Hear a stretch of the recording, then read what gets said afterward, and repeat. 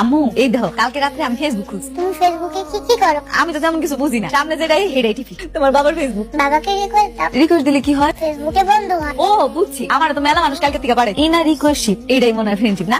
আমি চলে যাওয়ার পরে আমরা অনেকবার বলছি যে আপনি একটা বিয়ে করেন, তো আপনি তো কারো কথাই পাতা দিলেন না। এখন দিয়েছেন কি দেখে? কি বলছেন এসব? আমি তো কিছুই বুঝতে পারছি না। এই যে দেখেন। ইন্ডিয়ান রিলেশনশিপ, রেজান রহিম ওর খবর আছে। Hello hello? Hello, excuse me. কি সমস্যা তোমার?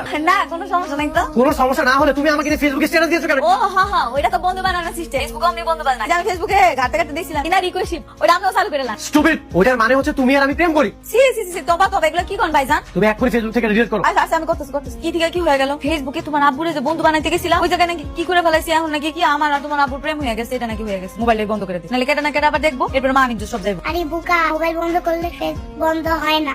হ্যাঁ মামুনি, তুমি এখনো ঘুমাও নাই কে? তাড়াতাড়ি ঘুমাই যাও। মা তুমি এখানে সব নিয়ে। না না আম্মু, আমি তো এখানে ঘুমাইতে পারবো না, আমি না লক্ষ্মী, ঘুমাও। না না তুমি এখানে ঘুমো। আচ্ছা আচ্ছা ঠিক আছে বাবা। এই রহিমা, তুমি এখানে কি করছো? ভাইজান আমি ফিরে মামুনি দেখতে আসছিলাম, আমি সারাদিন ও ঘুমাই নাই। আমারে বললাম ঘুমা যাইতে, ওকে আমি যদি ওর পাশে না ঘুমাই ও নাকি ঘুমাইবো না, আমার জোর করে ওর পাশে শোয়াইছে। চুপ! একটা কথা বলবে না। তোমাকে আমি সকাল পর্যন্ত সময় দিলাম। তোমার যেসব বস্তা কাটি আছে সেগুলো নিয়ে তুমি আমার বাসা থেকে বের হয়ে যাবে। Just get out! বাবা এখনো খাবার রেডি হয়নি? কে রেডি করবে? রহিমা তো চলে গেছে। ফ্রেয়া তাড়াতাড়ি আসো, স্কুল লেট হয়ে যাচ্ছে। ফ্রেয়া! আম্মু কি করছে এখানে? চলো অনেক রাত হয়ে গেছে, ঘুমাতে হবে, আসো। আমি তোমার সাথে ঘুমাবো না। একটু লক্ষ্য করেছি যে 2 দিনের মধ্যে বাচ্চাটা কেমন শুকিয়ে গেছে। বাবা একটা রহিমা গেছে, হাজারটা রহিমা আসবে। এই তুই রহিমা কি ভেবেছিলি কাজের মেয়ে? ও আমাদের দুঃসম্পর্ক আত্মীয়, হয়তো গরিব কিন্তু টাকার জন্য এখানে আসে। ও এসেছে ফ্রেয়ার ভালোবাসা। আমি ওকে টাকার কথা বলেছিলাম, কি বলেছে জানিস? ওপা পৃথিবীতে টাকা দিয়ে সবকিছু কেনা যায়, তো মায়ের ভালোবাসা কেনা যায় না। এত যখন ভালোবাসা তাহলে চলে গেল কেন? রেদওয়ান, গরিব মানুষের আর কিছু থাক বা না থাক, আত্মসম্মান বোধটা কিন্তু থাকে। ঠিক আছে, ওদের বাড়ির ঠিকানাটা দাও। কি মামুনি আসবে? রহিমা!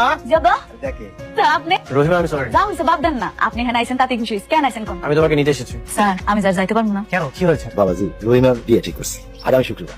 স্যার আপনি কিন্তু বিয়াতে আইবেন। আব্বা আরে এত দূর থেকে একটা ডাক পাইরা দাও। না না, আমি কিছুই খাবো, অন্য একদিন এসে খাবো। আজ তাহলে আসি।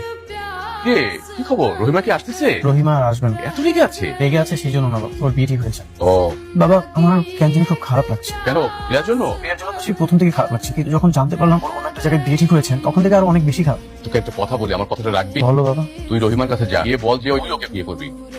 স্যার আপনি তুমি চলো আমার সাথে কই? আমাদের বাসায়। স্যার আপনি মনে হয় বুঝতে পারেন আমার কিন্তু বিয়ে ঠিক হয়েছে। আব্বা আপনার কইলো না? শোনো, এখন থেকে তুমি ফ্রেয়ার মা হয়ে থাকবে। আপনি আমার ফের মা বানাইতেছেন তো খুব ভালো কথা, কিন্তু আমার হবু স্বামী কিনা মাইনা নিব? যদি স্বামী ফ্রেয়ার বাবা হয়? কি কইতেছেন স্যার? আমি ঠিকই বলছি বাবা। তুমি আমি রহিমাকে বিয়ে করে চলেছি।